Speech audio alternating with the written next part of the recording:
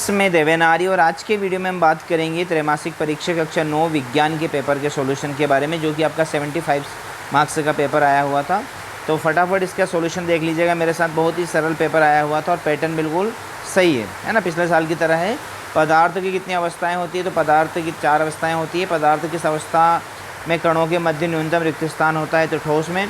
पदार्थ की किस अवस्था में किसी वस्तु का निश्चित आकार, स्पष्ट सीमाएं, नगण्य संपीड़ितता होती है, तो ठोस में। पदार्थ की वो अवस्था इसमें द्रव का आकार नहीं परंतु आयतन निश्चित होता है, जल और गैस। ठीक है। 5वां क्वेश्चन है, न्यूनतम विसरण का गुण पाया जाता है, तो ठोस में। विसरण नहीं पाया जाता है, यानी कि न्यूनतम विसरण पाया जाता है। विलयन का वह घटक जिसकी मात्रा दूसरे से अधिक होती है और जो दूसरे घटक को विलयन में मिलाता है उसे क्या कहते हैं, उसको विलायक कहते हैं। ठीक है। अब रिक्त स्थान देख लेते हैं। विलयन एक समांगी मिश्रण होता है और कोलाइडी विलयन द्वारा प्रकाश की किरणों का फैलना टिंडल प्रभाव कहलाता है। और टिंडल प्रभाव कोलाइडी विलयन द्वारा प्रदर्शित गुण है और एक ही प्रकार के परमाणु से बने पदार्थ तत्व कहलाते हैं। और कोशिका का पावर हाउस माइटोकॉन्ड्रिया कहलाता है। और मानव शरीर की सबसे बड़ी कोशिका अंडाणु यानी कि अंड कोशिका होती है। अब सत्यासत्य देख लेते हैं। जिसके सामने टी लिखा है वो ट्रू है और एफ लिखा है वो फॉल्स है, ना असत्य है। सूक्ष्म जीवों को देखने के लिए सूक्ष्मदर्शी उपयोग किया जाता है, तो बिल्कुल सत्य बात है। टी लगाया हमने तो सत्य हो गया, है ना। रिक्तिकाएँ पादप कोशिका में पाई जाती है लेकिन बड़ी होती है। लाइसोसोम को आत्महत्या की थैली कहते हैं, बिल्कुल सही बात है। टी लगा उसके आगे। मोटी भित्ति वाली लिग्निन युक्त कोशिकाएं पौधों को यांत्रिक शक्ति प्रदान करती है, तो मोटी भित्ति वाली लिग्निन युक्त कोशिकाएं पौधों को यांत्रिक सहारा प्रदान करती है, सत्य बात है। हृदय पेशी कंकाल से जुड़ी होती है, गलत है। विभाज्योतक मेरिस्टेमेटिक जो टिश्यू होते हैं पौधों के वृद्धि वाले क्षेत्र में पाए जाते हैं, बिल्कुल ओके।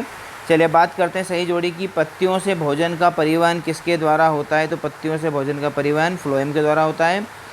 तंत्रिका कोशिका न्यूरॉन से संबंधित है, उसके आगे 2 लिख दिया हमने। और भार का एसआई मात्रक न्यूटन होता है और बल का एसआई मात्रक भी न्यूटन होता है, तो तीसरे और 5वें का है ना, दोनों का सेम ही आएगा। वेग का चौथा देख लेते हैं। वेग का एसआई मात्रक क्या होता है, तो मीटर प्रति सेकंड। ठीक है।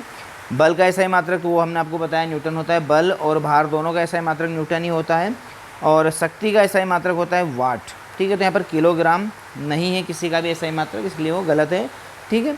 चलिए अब एक शब्द या एक वाक्य वाले प्रश्न। गति का प्रथम समीकरण क्या होता है, तो v = u+at होता है। वस्तु द्वारा अपनी गति अवस्था में परिवर्तन के विरोध को जड़त्व कहते हैं। असमान द्रव्यमान की 2 वस्तुएं एक ही संवेग से गतिशील है, किसका वेग अधिक होगा, तो भारी द्रव्यमान वाली वस्तु का वेग अधिक होगा। क्रिया एवं प्रतिक्रिया बल किस दिशा में कार्य करते हैं, तो हमेशा विपरीत दिशा में कार्य करते हैं। गति के द्वितीय समीकरण लिखिए, तो F = m × a और m द्रव्यमान की वस्तु इसका वेग v है, इसका संवेग क्या होगा, तो P = m × v होता है। ओके फ्रेंड्स, तो आई होप आपको सटीक उत्तर मिल गए हैं। इस प्रकार की वीडियोस देखने के लिए आप चैनल को सब्सक्राइब करें और विज्ञान अंग्रेजी की तैयारी के लिए सारे वीडियो देखते रहें और वीडियो को लाइक ज़रूर करें। Thank you very much.